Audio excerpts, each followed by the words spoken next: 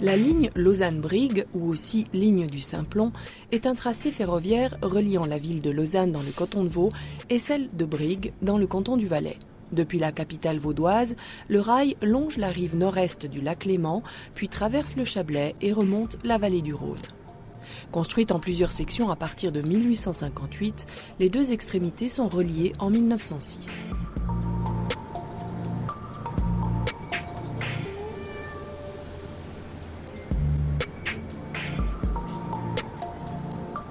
Après 150 ans d'exploitation, il est temps de rénover. 11 ponts, un aqueduc et 4 tunnels sont réaménagés avec la volonté de rendre les voyages plus agréables en offrant des trains plus spacieux et des infrastructures modernes. Avec ces travaux, les CFF, l'Office fédéral des transports, les cantons de Vaud et du Valais rendent possible dès la fin 2018 le passage des trains à 2 étages.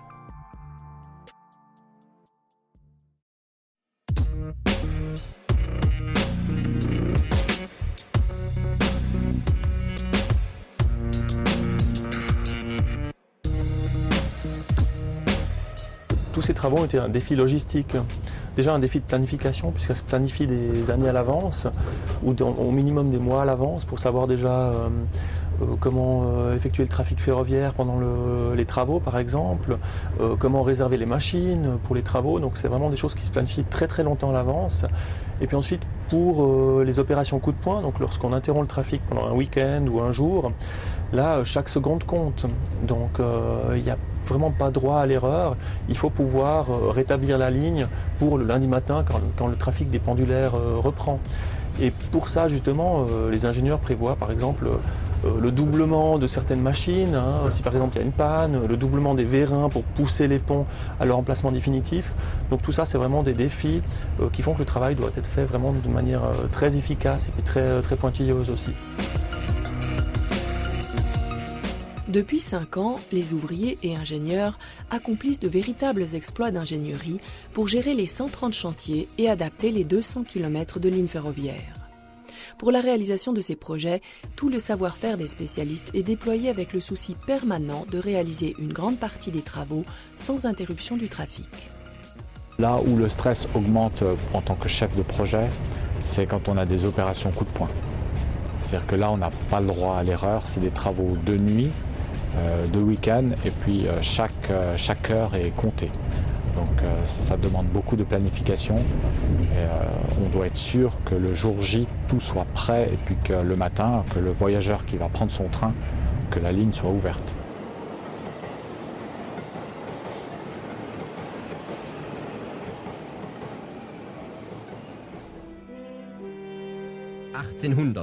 Bonaparte fährt von St. Bernhard aus in Italien ein. L'axe routier qui passe par le col du Simplon est déjà identifié comme un passage stratégique par Napoléon. Il est rapidement aménagé pour le transport des marchandises et des voyageurs à travers l'Europe. Il faut attendre 1858 et les travaux de construction du tunnel de Saint-Maurice pour voir naître le début de la ligne ferroviaire du Simplon, le début d'un tracé historique. Pour des raisons financières et techniques, c'est en plusieurs tronçons que les travaux se réalisent. Milieu du 19e siècle, tous les trains sont en construction en Europe. Mais les trains, c'est une technique nouvelle qui doit se faire sur des terrains plats. Le glissement fer sur fer, le fonctionnement d'un chemin de fer, ça s'accommode mal des pentes. Pourquoi ? Parce que les véhicules sont très légers, très peu puissants. Les experts de l'époque, Stephenson, celui qui a développé le chemin de fer en Angleterre, il a dit « Ouh là là, traverser les Alpes, ça va être impossible, on n'y arrivera pas ». Résultat des courses, les gens se sont lancés, ont commencé à faire des trains un peu partout, soit avec des programmes. En France, c'était le plan Fraissinet. En Belgique, c'était la vision que Malines serait le centre du réseau, puis on rayonnait. En Suisse, ça s'est parti différemment. Premier train, 1847, c'était Zurich, Baden, le Spanish Brötli-Bahn, un bout de train pour essayer. Ce n'est pas un hasard qu'il est parti de Zurich, c'était déjà une place financière forte. Deuxième train, il a relié Bâle à la France voisine, c'était l'autre place financière qui voulait aussi se connecter. Après, ça a été très vite. Tout le monde voulait un train, pourquoi ? Parce que le train était un moyen de transport nouveau, mais surtout rapide, efficace, qui déplaçait des gros volumes de gens et de marchandises en très peu de temps. Les premiers trains ils permettaient d'assurer des liaisons entre 40 et 50 km à l'heure. Ils étaient les concurrents des diligences et des chars à bœuf. Le match était perdu d'avance pour les moyens historiques. Même chose, la navigation fluviale, qui était assez active, pouvait faire des gros volumes, mais très lentement. C'est ce qui a déclenché cette révolution. Wir fahren jetzt das Rhonetal aufwärts. Überall umgeben uns die Berge. En 1878, après 20 ans de travaux, un train parti des bords du Léman arrive pour la première fois à Brigue. Le trajet dure 4 heures. À cette époque, les locomotives circulent à une vitesse variant entre 30 et 40 km/h. La Suisse, elle est devenue un pays de transit. Avant, c'était un obstacle. Quand elle est devenue transit, il y a des gens qui se sont arrêtés parce qu'on transitait par la Suisse, mais on transitait à des vitesses plus basses qu'aujourd'hui. Et puis l'autre chose, les gens avaient une autre vision. Et on a eu le tourisme qui est arrivé. Le tourisme est arrivé, non pas parce qu'on avait des beaux paysages, on les avait déjà depuis l'âge de la pierre. C'est parce que pour l'Anglais qui était à Londres, en moins de 24 heures de train, il pouvait être au cœur des Alpes. C'était nouveau, c'était intéressant. Aber da stößt die Eisenbahn zu den Felsen vor. Wie wird sie auf die andere Seite der Berge gelangen? Vielleicht so?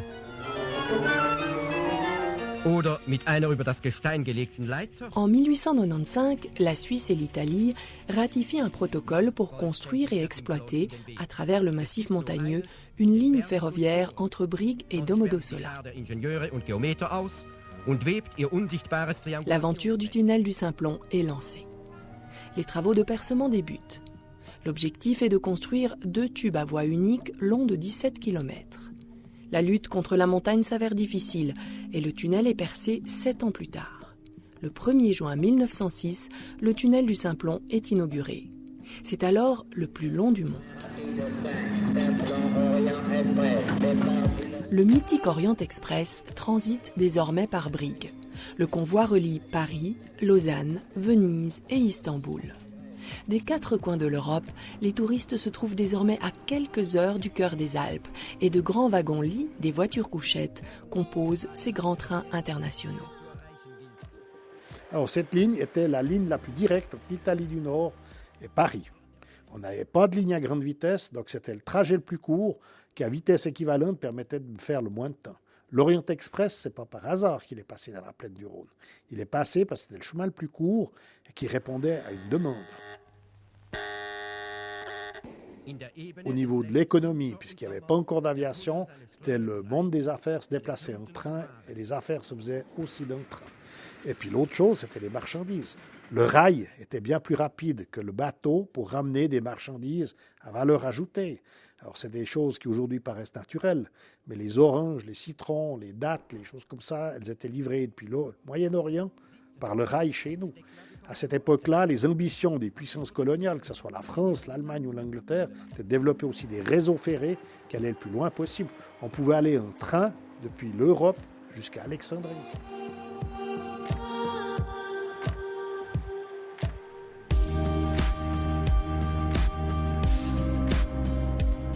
Aujourd'hui, l'arrivée des trains à 2 étages implique que les CFF accomplissent des exploits d'ingénierie pour adapter les 200 km de ligne.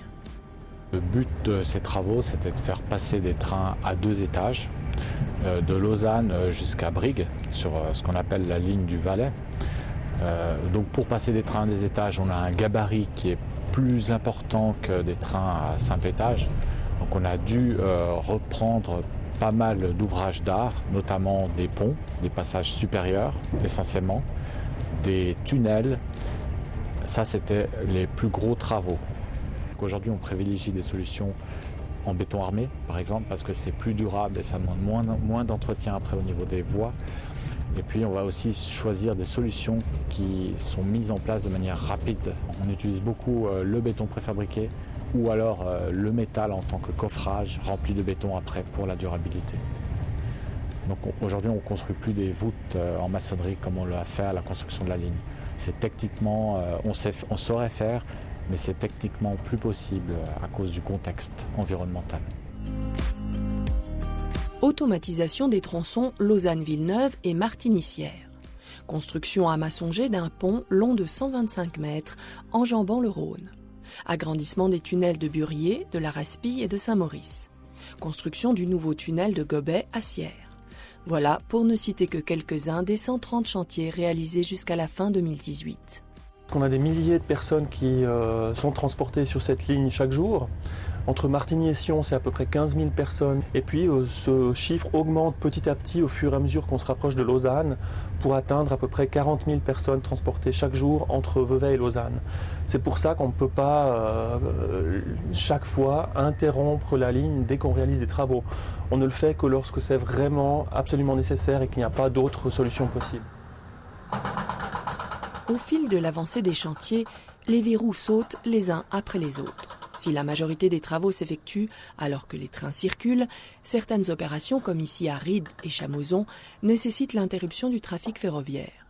Ces opérations dites coup de poing sont réalisées en pleine nuit et de préférence le week-end. Une opération coup de poing qui demande une fermeture où on est obligé de fermer la ligne, c'est la démolition des voûtes en maçonnerie.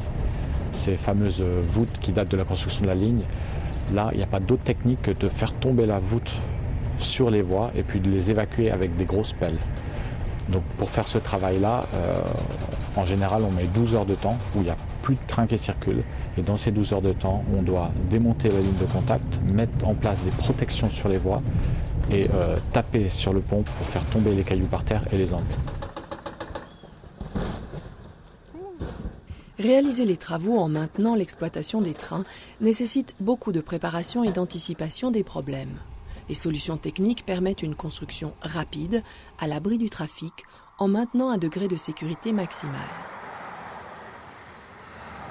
Le challenge, en fait, c'est le temps. Donc on a l'exploitation qui est là, il faut faire passer les trains, et puis on a des intervalles très courts pour pouvoir travailler, quoi. Ce qui demande des solutions techniques, je dirais, modernes. Donc la solution technique de l'ingénieur, elle est aussi orientée vers la recherche de solutions qui permettent de mettre un pont en 4 heures. Avec la volonté de rendre les voyages plus agréables en offrant des trains plus spacieux, les CFF investissent pour une meilleure liaison entre les cantons et pour un confort des passagers amélioré. Le résultat pour l'utilisateur, ce sera qu'à l'heure de pointe, on pourra bénéficier progressivement de trains 2 étages qui circuleront sur la ligne Genève Aéroport Brigue. Et puis dans les années suivantes, on va aussi prolonger les relations Régio Express. Régio Express qui aujourd'hui circule entre Genève et Vevey, on va les prolonger en direction du Valais. C'est surtout un gain de capacité à l'heure de pointe. Donc à l'heure de pointe, les trains 1 étage se remplissent très rapidement. Ils ont moins de capacité que les trains à 2 étages qui ont en général entre 40 et 50% de places assises en plus que les trains à 1 étage. Donc ça va effectivement améliorer, je dirais, le quotidien des gens qui prennent le train à l'heure de pointe.